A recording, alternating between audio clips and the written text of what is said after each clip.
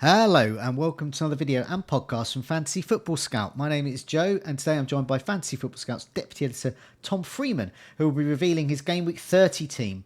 Mid-priced midfielders are on his mind ahead of a possible wildcard in Gameweek 31. We'll also look back at his Gameweek 29, but only briefly as we both had really poor game weeks. So that's our excuse. Welcome Tom, how are you? Yeah, I'm good, thanks, Joe. Yeah, it's actually been quite nice the break. I know we're really looking forward to the FA Cup now. Yeah. From that point onwards, we can start to lock in chip strategies. But yeah, we've still got a week and a half to go. Hence this earlier team reveal. But yeah, I think I'm kind of starting to work on plans for this.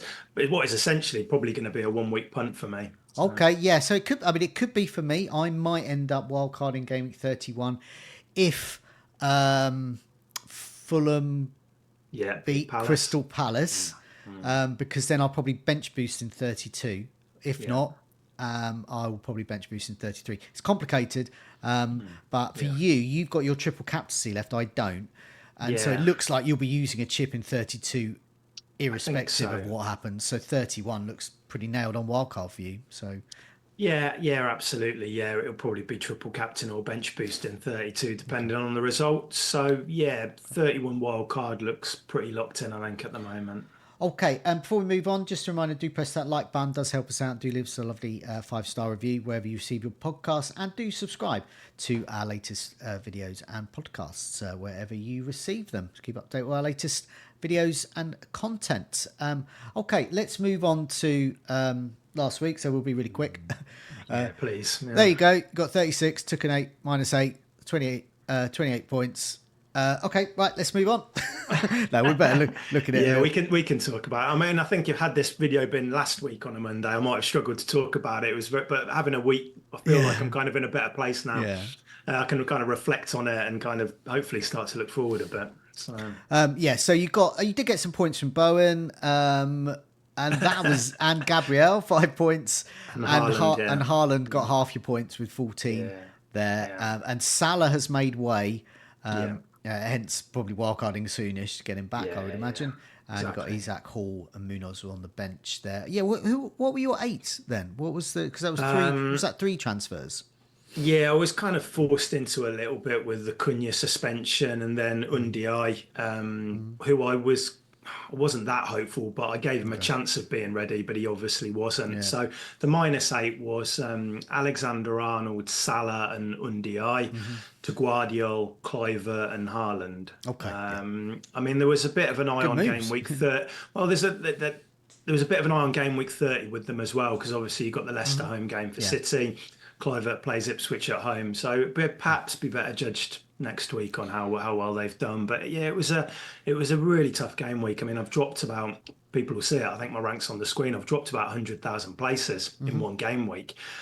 No Fernandez, which impacted both of us, didn't it, Joe, with our teams? So well, that's it. I mean, Bruno Fernandes was. I mean, I've said in videos before, he was the one I thought was a good bet because he's against promoted sides. I've been advocating that policy for a while now. If I'd have known that Palmer wasn't going to play at all, I would have done that Palmer to Fernandes -4, no problem. Absolutely no problem there. So, because I kept Cunha on the bench for me, I got Milenkovic in for Alexander-Arnold. And I got Kluivert in as well. I can't remember who made way there now. Oh, Dango, that was it. So I just sort of did that great. Actually, Kluivert was the one I feared. I thought we would have done better with Kluivert. He does promoted side next, so. Yeah, I could have afforded Fernandes. So I'm kind of looking back on that thinking it doesn't look good at the moment. Just got to hope that Kluivert doesn't get too many minutes in the FA Cup this weekend, and then he's fresh for Ipswich in the midweek, and maybe he can start to get back some of that kind of deficit at the moment. But didn't have Mbomo, didn't have Robinson, who got a clean sheet as well. So yeah, really, really tough week, and I think I'm about 30-ish points off getting back to where I was. Yeah. So I need to start now. We'll look at my team later, and it actually looks pretty good for 30, and I'm hopeful that I can slowly start clawing that back. Well, I think that's what a lot of people will notice, whether they free hit it or not. In game week 30, their team looks pretty good, really. If you kept hold of the likes of Isak, for example, he's at home to Brentford. So we've got good players. But a lot of people are wildcarding. We will know after the FA Cup the potential for blanks and doubles, but they won't necessarily all blank and double. We don't know. So there's a lot of permutations to look at there, but some people are going ahead early. There's also a lot of injuries. So as we're recording quite early in the week. So Chris Wood was injured, so that impacts my team. Yeah. He may well be back though, because it's not for another, as we're recording, well over a week till he plays. So he could be back for that. But yeah, there are lots of other injuries. Still got Palmer to find out about, haven't we? And I've just heard that Guardiola might have come off with a hamstring injury as well. Oh, my Lord. So there's, it's hard to know the extent of them at the moment. Yeah. But fortunately, we've got quite a few press conferences later this week ahead of the FA Cup. Then the Game Week 30 press conferences. So lots of information still to come in. One of the injuries I'm paying particular attention to is the Anthony Gordon one. He's going to be out at the next England game as we're recording now. So he is actually suspended for the next match. So he's not for Game Week 30, but for Game Week 32.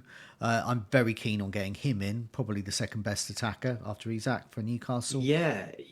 And if he's not ready, then Harvey Barnes might be a player people start looking at. Murphy becomes, he's pretty nailed in it on anyway, it feels, but even more so if Gordon isn't there. I would be looking at Murphy probably, I think, for that one.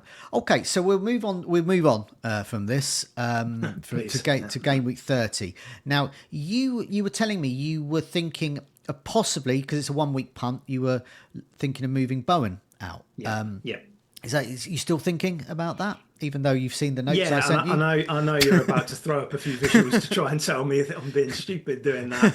It's up in the air. I think because it's a 1 week play, that's the only move I'd be tempted by now. We've just got this Guardiola news in, and that could impact that. Okay. And you'll see on my team in a minute. But for the moment, a Bowen to a 1 week midfielder punt is what I would look at if deadline was kind of tomorrow or something. So now the reason I think you should keep him because you can carry transfers through chips, so a transfer will be handy, particularly if, say, for example, you load up on Newcastle assets and then that's it for them, that's their double gone, and then you'd want to move them out. You don't want to bench boost with You don't want to bench boost with free Newcastle. So you might need that transfer down the line. Absolutely. Another thing that intrigued me. So I quickly, as soon as you said that, I've got Bowen in my team, and I thought, Tom's thinking about that. And should I? So I immediately went to the comparison tool, a Fantasy Football Scouts members area. I keyed in Bowen all home matches, Bowen all away matches. Click the button to say average each match, so in case he played more home and away. And he's absolutely brilliant away. Underlying stats. He is 74% overall compared to 26% in home matches. He's plus 10 for key metrics. So that's things like goal involvement, expected goal involvement, shots in the box, penalty area touches, everything like that. Just pretty much everything. This just summarizes it. I'm not going to go through all of his stats. He is absolutely miles better. Usually with these ones, you get something like 55% better at home. But this one, he's 74% better away. So he's away to Wolves. That looks like a good fixture to me. Well, certainly under Potter, West Ham seem to be better when they can sit back and kind of counter with speed with Kudus and Bowen up front. Because when the initiative was on West Ham in that home game, I think it was against like Leicester, and then they played Newcastle, didn't really do anything. No. They're not scoring many goals under Potter. I think they're only averaging 1 goal per game. A trip to Wolves, they're improving under Pereira, but it's still, a goal from Bowen wouldn't surprise anybody, would it? And I think that's the key with what you said, Joe, earlier. It's whether or not that transfer, is this a bit of a kind of a luxury move to make? Yeah. When transfers may be dependent on the bench boost strategy and what I'm going to do with that. Yeah. Like you say, getting Newcastle players out may be more. It will be better for my team, but that's the spot at the moment. If I was going to take a 1 week punt, that would be it. I mean, I've got a situation where I've got Palmer at the moment. He may not play. I've also got Brian and Bomo, who traditionally not so good against Newcastle away. Yeah.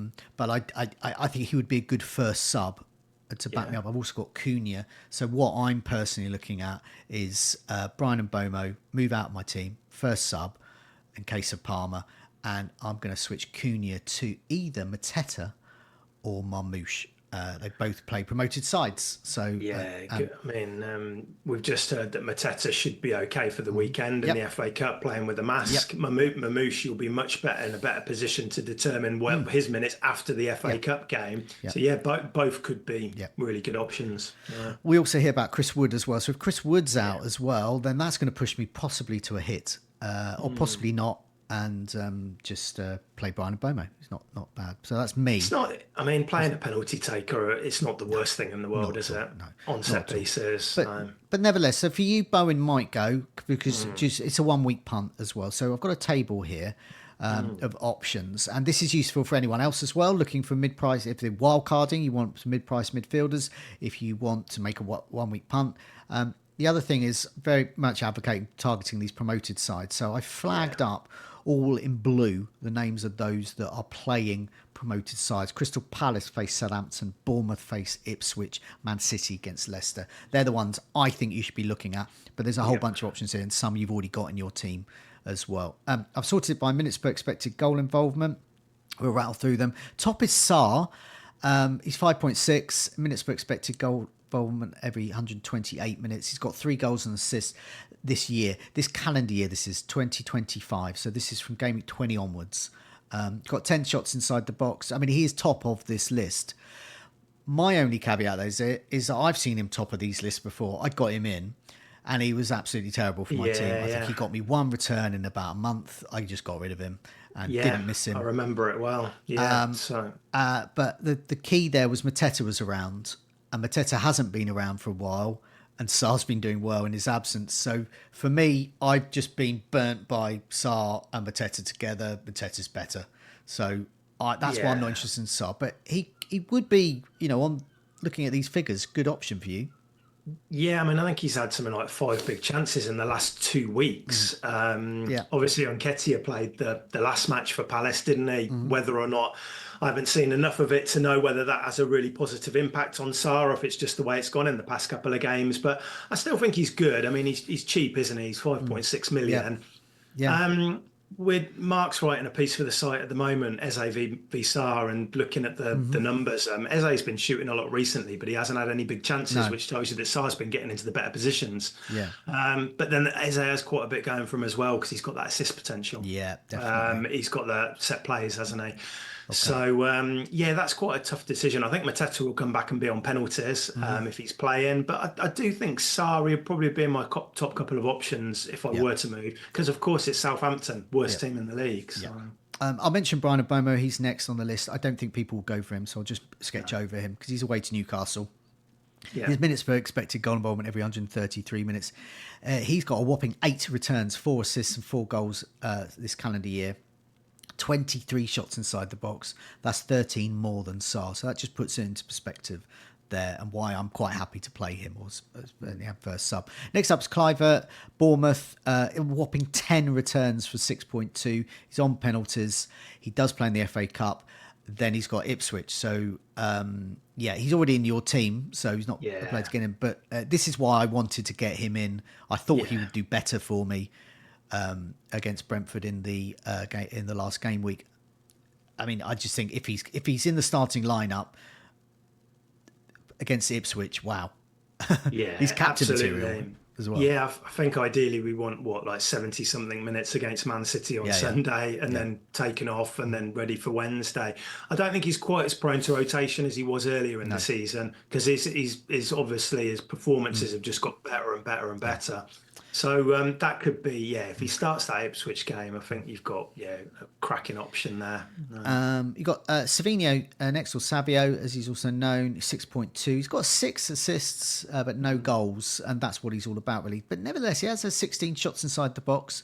Minutes per expected goal involvement every 171 minutes, pretty good. It's in hardly any teams. I think I personally would, if I was going to make a midfield move, he was actually in my free hit team. I did a sort of a selection of potential free hit players for Game Week 30. And I had him in if I didn't go for Marmoush within that free hit. Obviously, I'm not free hitting then.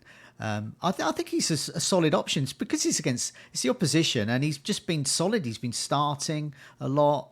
He's racking up assists. It's against Leicester. Yeah, I mean, if he starts, he's going to be great, isn't he? He's got Doku and Foden who are kind of competing in his position. But again, I keep talking about it. But if he's a sub on Sunday against Bournemouth and he gets 20 minutes off the bench, he's probably then thinking, now it's punt territory. Now we can go for him. Because whoever starts that game for City, whether it's Mamouche, Foden, Doku, De Bruyne, if he plays that one, which he might do, they're obviously going to be one of the very best options in Game Week 30. Definitely. Next couple of players, they're not playing promoted sides. So Bruno Fernandes is against Nottingham Forest, and Minte is against Aston Villa. But I'll read their stats out anyway. Also, Bruno Fernandes is 8.6, and I don't know how much money you've got in the bank anyway to afford him, even if you wanted him. No, I don't think I could do that. But he's in a whopping 1 in 5 teams now, which is annoying for those of us that don't own him. But it's against Nottingham Forest, one of the toughest defences out there this season. His minutes per expected goal involvement are strong. He's got 4 goals and 5 assists, 9 attacking returns. He's created 27 chances. Shots inside the box low though, only 7. And it's not the best fixture for him, I would say. I've just had a look. I can afford to do that if I wanted to, but it is that fixture which is putting me off. I mean, Forest have conceded the fewest goals at home of any side this season. They've only conceded 10 in 14 matches, kept 7 clean sheets in 14 at home, I think. So, I mean, that is just, if you're looking at 1 week punts, I don't think a away fixture at Forest is what I'd go for. No, definitely. Minte as well. It's a tricky game against your side, my side against your side. Yeah, it's hard to call. Now, it's at home, this one, from my side. But it is. So Aston Villa not as good away. Also, you might have Champions League on your mind. But I feel you've got a really much easy FA Cup game. We've got Nottingham Forest. You've got Preston. There we go. So that could give you the edge. It's just a tough one to call. I don't know who's going to win this. Yeah, I find it really difficult. I mean, if probably say a draw at the moment, but I think we're getting key players back. Pau Torres is back. Cons is playing well. Kamara's back. You're going to cause problems in the wide areas with Minter, with Mitoma. But then Watkins and Rashford on the counter, they can do well. It's a difficult one. I wouldn't look at players from either side as a 1 week punt. I don't think, because these are the type of games I don't like. Picking players from. So I mean, for those that did or have got them in their side, wondering to get them out or whatever, but Minter has had 5 attacking returns. That's 2 assists, 3 goals, 15 shots inside the box, 10 shots on target. Mitoma, I'll mention him as well because he's almost next in this list as well. Once again, very strong. 5 attacking returns, 4 goals there, 11 shots inside the box, and just 5 chances created. So he's more of a goal man there. Phil Foden is in a Minter and Mitoma sandwich here. Foden is 9.2. You can't quite stretch him, but I thought I'd just put him there in case anyone is thinking of getting a mid-price mid in and can afford to go to Foden. Once again, he's against Leicester. I just don't know whether he's going to play. If he doesn't start in the FA Cup, he could be a really strong option. He's got hat-trick potential. He's created 13 chances. He's got 6 goals this season. I mean, no one knew that. Anyway, so he's got 1 assist, 6 goals, 7 attacking returns, and he's playing Leicester, who are terrible. And he's had 10 shots inside the box, 13 chances created. So I think he's strong, but it all depends on that FA Cup team sheet. Yeah, he's not quite hitting. He's done well, obviously, but he's not quite hitting that last season's form. Even for England, I watched him on Friday night, and him and Rashford kind of underwhelmed a little bit. I think he'll play again tonight, so let's have another look at him. But yeah, it's Leicester at home. So again, if you don't think if he's not going to get serious minutes at the weekend, then absolutely as a 1 week punt. Sure, if money wasn't an option and I had enough money for him, I'll probably go for him for myself. But unfortunately, I think I can only go up to 9 million. So he's obviously just above that. No. Yeah, I think he's a very strong option. If Palmer's definitely out, I would do that, and I might even do that for a hit. because it's such a strong fixture. Next up on our list, Eze. So we mentioned Saar. Eze's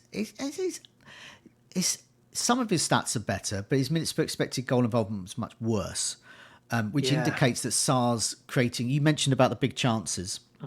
Saar's getting those big chances, and Eze isn't getting those big chances. He's not getting the goals, certainly, and he's had 4 assists this season. Since 2025. This calendar year. But nevertheless, he's had 12 shots inside the box, 2 more than Saar. He's created 21 chances, which is 10 more than Saar. So he's certainly got potential, and it's against Southampton. So I can see why, if you were to go for a mid-priced midfield punt, Saar and Eze would be quite top of that list. Yeah, and I think Eze is good because I think he's on set plays, and we know how Southampton struggle defending them. So I could easily see Eze coming out with 2 attacking returns from that game, goal and assist, because Southampton are just that bad at the moment, aren't they? So him or Saar would probably be the 1 and 2 for me. I already own Semenyo on the list and Bowen a bit further down. So that's what I'm thinking. Another name here, Elanga. I like Elanga for this one. I know it's Manchester United. Manchester United are not good compared to Nottingham Forest at the moment. And he has created 21 chances, 9 shots inside the box. Got 7 attacking returns. He's only 5.3. It's his old club. And I maybe shouldn't, but I do think that players are a little bit, give that little bit extra against former clubs. Oh, it would, wouldn't it? Yeah. Absolutely. Yeah. So I like him. I mean, well done to everybody who went for him in Gameweek 29, because I know Gibbs White was there, and his consistency recently has been what people looked at, and he got the assist as well, didn't he? But it was obviously Elanga who got that massive haul and looked a real threat. Yeah, definitely. And you mentioned the last 2 names on our list here before we look at your next week's team. Semenyo's already in your team. He seems pretty nailed for minutes, created 15 chances, got 5 attacking returns this calendar year. 21 shots inside the box, only 5.7. Very strong option.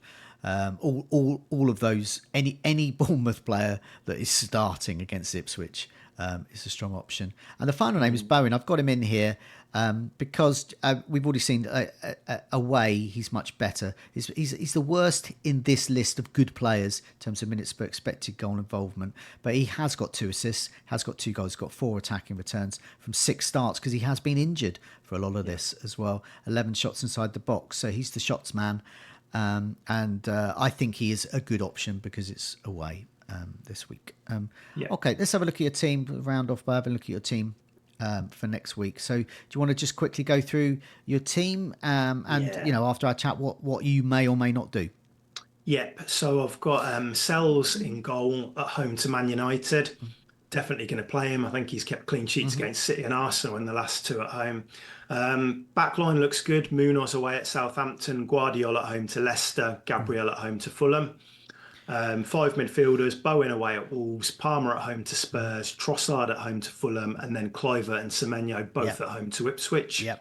Haaland up front, captain, home to Leicester, Isak Weiss, home against Brentford, Fabianski, Beto, Collins, and an injured Hall on the bench. So I've got 1 free transfer, I've got 1.5 million in the bank. Initial thought was Bowen to Eze or Saar, something like that.